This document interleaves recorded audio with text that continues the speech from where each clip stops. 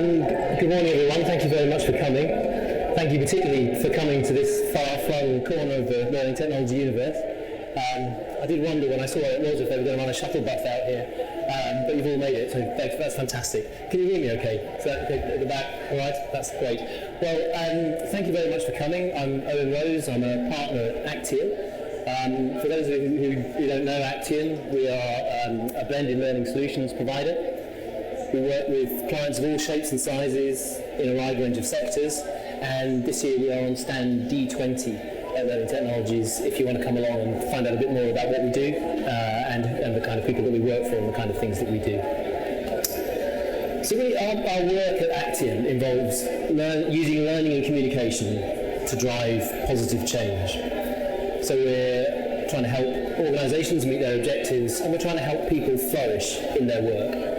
And what I want to do today really is to share a case study that shows some of what that can mean in practice. So I want to talk about how we use what we call a campaign-led e-learning approach to deliver real impact for Channel 4. So I'm talking specifically today in the context of diversity training. I'm talking in the context of a UK broadcaster. But in telling the story, I'll try and draw out some general principles about driving behaviour change, delivering impact using learning technologies that I hope will be useful whatever focus you have and whatever you're trying to achieve in your organisations. So just before I dive into the story, I didn't think it might be changed, because I think the title of this talk, if I remember it rightly, was Cutting Edge Diversity Training for Channel 4. So just to help me focus things a bit, I wondered what brought people to the talk. So if your main focus was diversity training, do you mind putting your hand up so I can just get a feel? So is the diversity theme quite prominent? Yeah. Cutting edge, did that pull anybody in? Okay, excellent, good. And Channel 4, was that a draw by any chance? Yeah, okay, good. And I guess the rest of you just wanted to hear a good story. Okay, so I'll dive into the story. I'm just going to really talk you through this case study, as I say, and try and draw out some of the principles that we're using at Acteon to try and create really successful learning interventions. Okay, so the focus was diversity, and diversity at the moment is a bit of a hot topic in the broadcasting industry. TV is a really powerful medium for shaping perceptions of society and culture. I think we'd all acknowledge that. And so broadcasters have a responsibility to fairly reflect the diversity of that society and culture in what they're pumping into people's homes. And recently, there's been growing concern expressed by politicians, by people in the media, and by some sort of very significant figures, that the UK TV industry isn't doing as well as it should in reflecting the range of ethnicity and age and gender and sexuality and so forth in UK society. And so you might have seen headlines like this, you might be aware of this, that this is quite a current issue. In fact, I think last week Idris Elba was speaking to a select committee at Parliament about this very issue. So it's really been quite a live thing. It's been live for about 18 months now. And so in this atmosphere of scrutiny, broadcasters are coming under quite a lot of pressure to respond to this and demonstrate that they are actually upholding diversity values both on screen and off screen.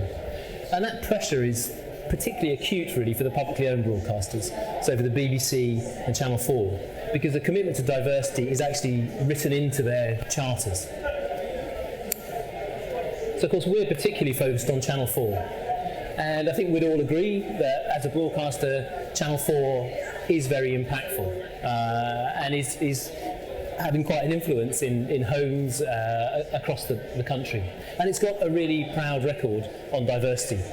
So those of you who are familiar with Channel 4 and thinking back over the years can probably think of some really iconic TV moments. The first lesbian kiss on TV in Brookside, the first black sitcom in Desmond's, programmes like The Undateables, Queer as Folk, The Last Leg, and more recently things like the groundbreaking coverage of the Paralympics, which Channel 4 really took personally and championed, and I think it's fair to say really has changed perceptions of disability in the UK. So Channel 4 has a really proud record. And in this climate of scrutiny, it wanted to reinforce that leadership position. And, in some ways even more importantly, it wanted to make sure to use a phrase that's used internally at Channel 4, that its own backyard was in order. And the reason why that was so important was because they had some concerns that actually they didn't know the diversity mix, the makeup of their own organisation as well as they should. And later on in this year, in 2016, new diversity monitoring for the broadcasting industry is going to be launched. And there were some concerns that when that monitoring was launched, it would reveal that Channel 4 wasn't doing as well as it would hope against its own internal diversity targets. So there were some key priorities for action. In response to that, at the beginning of last year, Channel 4 launched what it called its 360-degree diversity charter.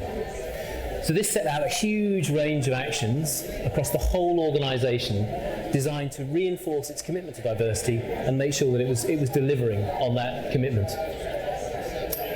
And within that range of activities, Channel 4 identified what it called 10 game changers. The 10 most significant, most impactful actions which would help it deliver on diversity both on-screen and off-screen. And our story concerns one of those game changers in particular. And that was ensuring that it was meeting its own, understanding the diversity of its own organisation and meeting its own targets. So that was the game changer that Channel 4 was trying to influence. So underpinning that was a desire to build an awareness of the value and importance of diversity throughout the organisation, and in particular to drive the specific action for colleagues of completing a diversity self-declaration. And this may be something that's quite common to you, especially if you work in larger organisations. It's a common way in which organisations are trying to understand the makeup of the organisation, the people that are there, so that they can manage those effectively and use their resources effectively to support people in the workplace. So crucially, Channel 4 wanted everyone in the organisation to take this action of making a diversity declaration. But more than that, what they wanted to drive as well was when people were making their declarations to actually disclose their details. Because when you're making a declaration, what you can do is just choose not to disclose. You don't want to talk about your ethnicity or your sexuality. You can say, I don't want to declare that. That's fine, you've completed your declaration. But the problem is Channel 4 isn't getting the information that it needs about the makeup of its organisation, so it's harder for it to respond. So that was the key driver. And the important thing there is that there's a lot of evidence to say that people from minority groups are most likely to not want to disclose, to choose to withhold their details. So there are very important groups which aren't being fully understood. So that was the action, the specific action that Channel 4 were trying to achieve. A simple action that everybody in the organisation could take to help them meet that game-changing objective. And that's really, I guess, the first kind of generic message that I wanted to draw out about achieving change, which we call aim for action. So when you're starting out on a learning or communication intervention, be absolutely clear, what specific action do we actually want people to complete? What is it that's going to make a difference? And so you might want to reflect on that idea of aiming for action in the challenges that you have, maybe, or the things that you're trying to meet. So in this case, Channel 4 were very clear. They wanted to raise awareness of the importance of diversity to drive that specific action of making your diversity declaration. And they reasoned, quite sensibly, that e-learning would actually be a good way to use the sound issues. Am I back on? You're okay, great. So they wanted to use the broad reach of e-learning, the way that you can deliver a consistent message rapidly across the whole organisation, as an effective channel to help raise that awareness and drive that behaviour change. And that was a very sensible approach and an area in which e-learning can be very powerful. But there were some challenges. Now, it might seem on the face of it this should be reasonably straightforward. In an organisation which has a proud record on diversity, this should be something which people are very receptive to, and this should be quite easy to achieve. But in fact, we were very conscious that, and Channel 4 themselves were very conscious, that there would be some significant challenges. The first one, really, for them, really, as in their position as a leader, is the sensitivity of the area. So those of you who have had a focus on diversity and equality training will know it's a very sensitive subject. And Channel 4 is a very high-profile organisation, and it's very high-profile within the area of diversity. So it would be easy for it to get things wrong, to not do it well, and for its reputation to suffer as a result of that. So there was quite a lot of pressure for the broadcaster to do this well. And then the other two key challenges are kind of related, and I think they're quite significant and frequent challenges, and many of you may have experienced these, in these kind of compliance areas, things like equality and diversity, things like health and safety, things like data protection and so forth, that organisations have to deliver. And the first one is a kind of weariness that people have with it. You know, it's the kind of, we have to do this training all the time, we're kind of used to it. So with diversity, oh yeah, we know diversity is really important, we know there are these protected characteristics, whatever, we did that before. So there's a kind of weariness about it. It's what Una King, who is the lead of diversity at Channel 4, refers to as diversity fatigue that people get. And the other related challenge as well is one of complacency. People think, yeah, it's Channel 4, we're great at diversity, we're leaders in that. You know, we don't really need to focus on this, we don't need to think about this.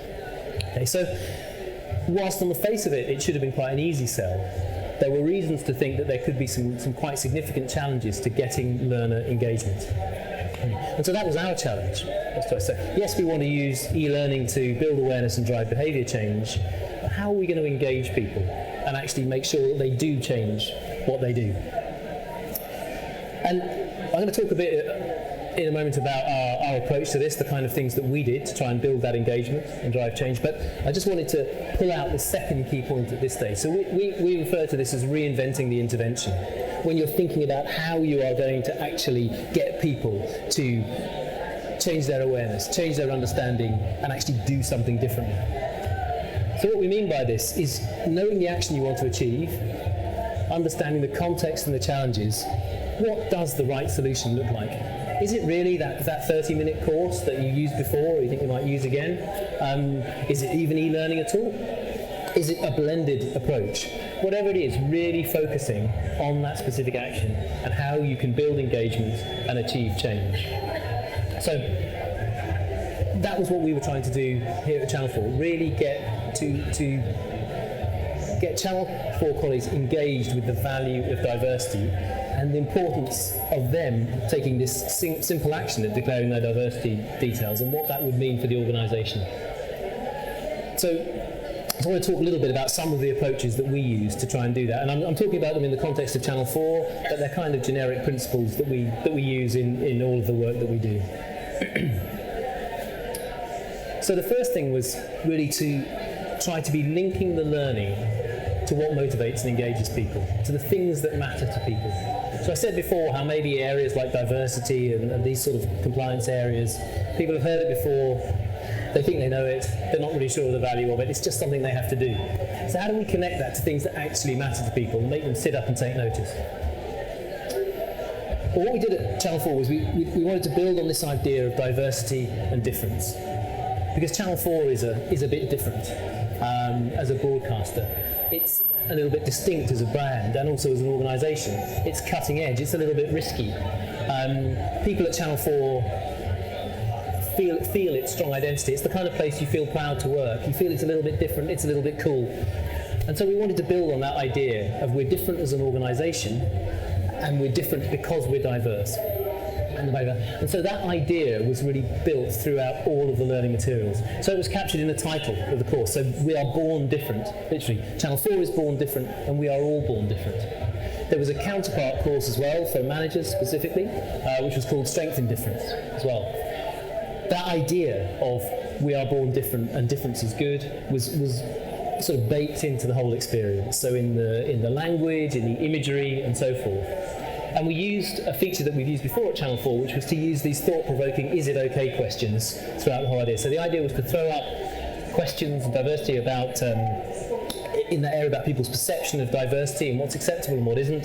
So is it okay to say Granny's a bigot? Is it okay to tell the joke about the Englishman, the Irishman, the Scotsman, and so forth? So open-ended questions designed to get people to think about this idea of difference and diversity. So that was a theme throughout, and it was designed to link people, the ideas of diversity, into people's pride and engagement with working at Channel 4.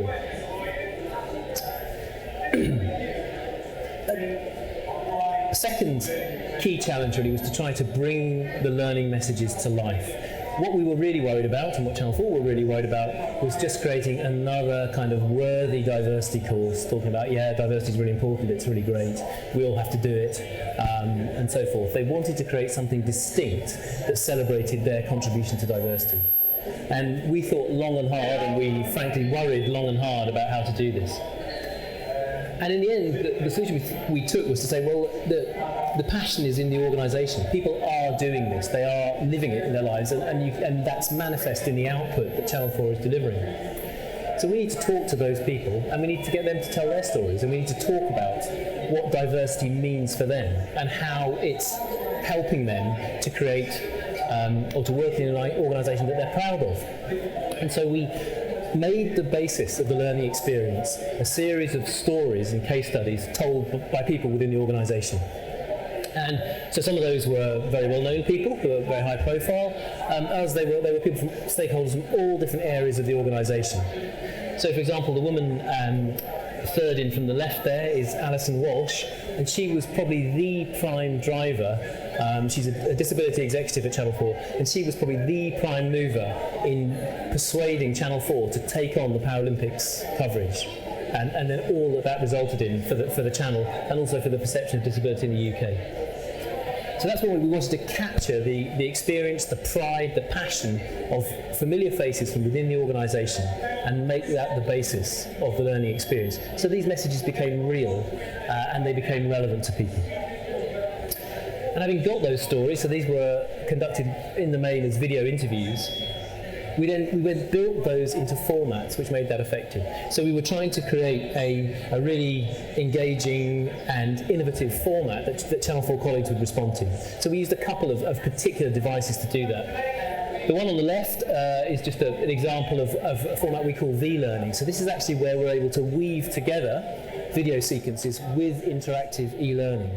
So we can create a kind of seamless storytelling approach. And what that allowed us to do was to weave these passionate and specific case studies in with the more generic diversity messages that we had to deliver. The example on the right is of what we call a scroller story. So these are scrolling interactions. So you can imagine on your device or your tablet, you scroll through a story. And that story can include interactivity, questions, video, audio, and so forth. So we tried to use really innovative formats to capture these stories and present them in a really compelling way for learners. And if you want to see examples of those things actually working live, then you can come to our stand, D20, and we can show you a bit about what that looks like in practice.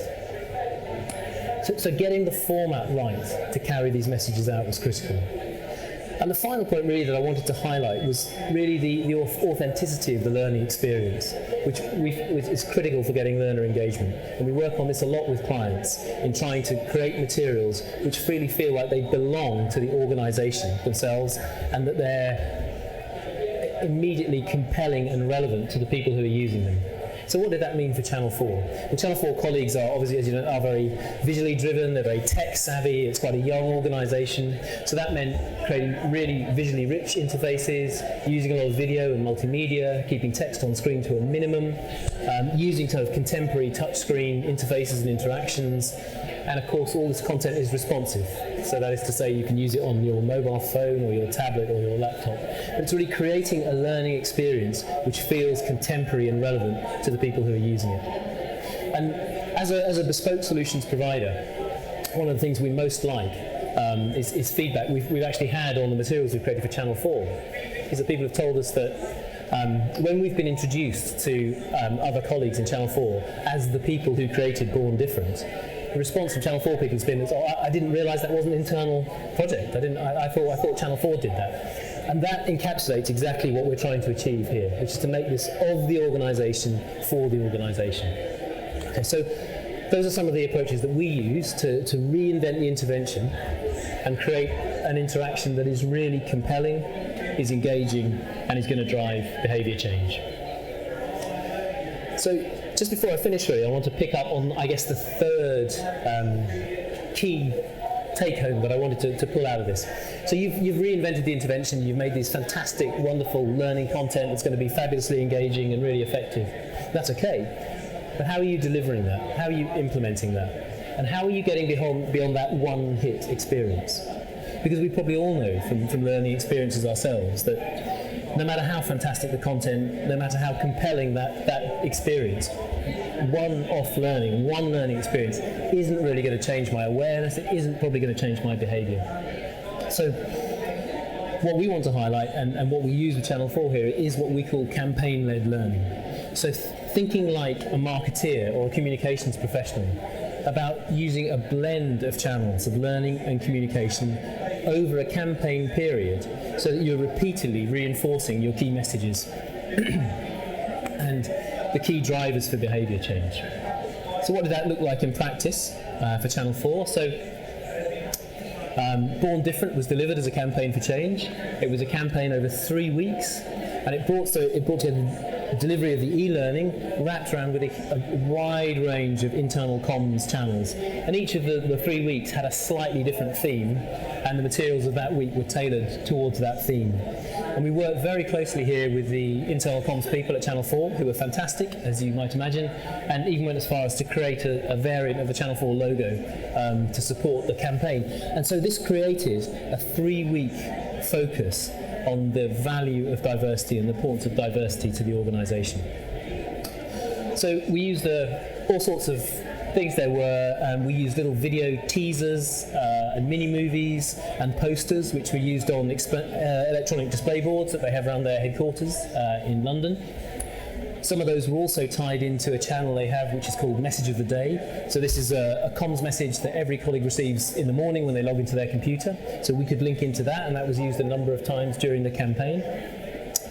There were all staff emails from the chief executive and various other key stakeholders, reminding staff about the key messages of the learning, reminding them about the need to make their diversity self-declarations. And another important aspect of the communications blend to highlight is it wasn't all technology-led as well. There were some print pieces, 2 key print pieces. So we did what they call a desk drop. So that's a piece of print which is placed on everybody's desk one morning.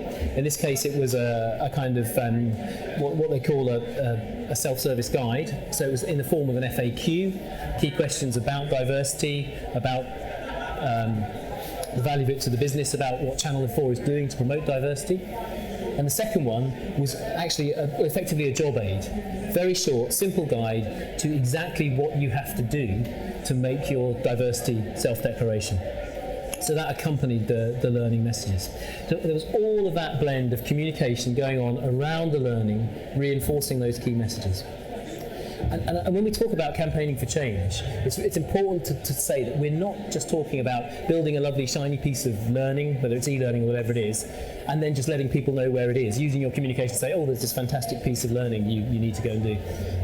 The campaign is all about reinforcing those key messages. So the campaign is actually part of the learning experience. It's part of the effort to drive behaviour change. Okay. So those were the 3 real take-homes that underpinned this campaign. So we were aiming for action. We knew very specifically what Channel 4 was trying to achieve and what we had to do. We reinvented the intervention to make sure we were taking those generic diversity messages, making them relevant to the organisation and really focusing people on what was required of them. And then we campaigned it out to the organisation to get beyond the one-hit experience and really support people. So what was the result? We had a really excellent uptake of the learning materials. So you can see here the campaign period, the first 3 weeks there, and what you're seeing there is completion of the learning course materials as a percentage of all staff at Channel 4. So by the end of the campaign, nearly 3/4 of all staff at Channel 4 had actually completed that course, the learning, and that continued to rise in the weeks afterwards. We got excellent feedback on people's experience of the learning in terms of their engagement with it and how effective they thought it would be. So this is based on the first 100 responses to an evaluation that we did. And the evaluation was actually done about 8 weeks, I think, after delivery of the final part of the campaign. So it wasn't something that people were doing the moment they finished the last piece of e-learning, whatever. It's actually something which they did after they've had the opportunity to forget all about it, if they chose to. But clearly, a lot of people were still saying they remembered the key messages of the course even a couple of months later. we also looked at, because a key driver was raising awareness of diversity issues, we looked at across the organisation awareness of diversity before Born Different and after Born Different. And again, this evaluation was done, the after evaluation was done about 8 weeks after the campaign. So it wasn't done the moment the people had finished their course. So we saw that shift in awareness. This is self-reported, of course, so we have to trust that people are giving a reasonable estimate of their level of awareness, but nevertheless it's good evidence for the effectiveness of this approach in raising awareness. But what about the real measures, the hard measures? So were people actually making their diversity declarations? Were we influencing that key behaviour? Well, it was very effective. So at the end of Q1, so this is at the end of the main campaign period, again, nearly 3/4 of all staff, 60%, nearly 60% of all staff had taken that action, had made that diversity self-declaration. And by Q2, that was up to 70%. Nearly 3/4 of all staff had completed that action, which is fantastic. And so we were able to achieve that behaviour change. People were making their declarations, and crucially, that had quite a significant impact for Channel 4 in terms of that game-changing objective I mentioned at the start of understanding the diversity makeup of its own organisation. So there's quite a lot to see on this graph. Don't worry about that too much. The key take-home is that because many more people were making diversity declarations, and because more people were actually disclosing their personal information, it actually changed Channel 4's understanding of the diversity mix of its organisation. And in some cases, the change in the red highlighted issues, the changes were so pronounced that they actually, just by virtue of developing this better understanding, they actually hit their 2015 targets immediately. They saw that in fact the diversity was different to what they thought of, and in fact so different it actually meant they were already meeting the targets they'd set. And if you look actually in the for LGBT colleagues, they actually exceeded their 2020 target. It turns out they were already exceeding their 2020 target now that they had this better understanding of the diversity within the organisation. Okay, so the course did have the desired impact. It did drive people to make those diversity self-declarations that Channel 4 needed, and as a result of people disclosing more about their personal information, it's helped Channel 4 build a much more realistic picture of the diversity within its organisation, which means it can respond more appropriately to that. So it's very powerful for Channel 4, but actually as an approach and as a means of doing this, it's actually had quite a lot of impact in the wider broadcasting industry. So for example, I mentioned the new diversity monitoring that's being introduced this year. Now that is being organised and being delivered by a sort of cross-broadcaster organisation called the Creative Diversity Network. And as a result of the effectiveness of Born Different at Channel 4, they actually asked us to work with them, and so we are now using a similar approach in developing training around the new diversity monitoring that all the TV industry will be using later on this year. And even beyond that, actually, the story's been very successful, it's been widely shared, and it's been really held up as an example of best practice of how to raise awareness of diversity, actually using this campaigning approach. So we've had great feedback from organisations like Stonewall. Channel 4 have actually been visited by various other organisations who want to come and see how they're doing this sort of thing. And the project, I should mention, the project also won a couple of awards at the e-learning awards last year. So that's the story really. A story really about how to, I guess, take a fresh look at a kind of core training area like equality and diversity, and how aiming for action, reinventing the intervention, and campaigning for change really helped us to help Channel 4 to achieve some real impact through that learning. So I hope that was interesting. I hope it was relevant to whatever brought you to this talk today. I'll be around afterwards if you want to ask questions. My colleagues Katie and Karen, hi Karen, if you do want to come and talk to us, I feel like D20 is so far away, I should be giving sat-nav directions to you. But Katie or Karen will field you if you want to come to us straight away and show you where we are. Otherwise, feel free to buttonhole me with any questions that you've got. Thank you very much, and I hope you have a great Learning Technologies. Thanks.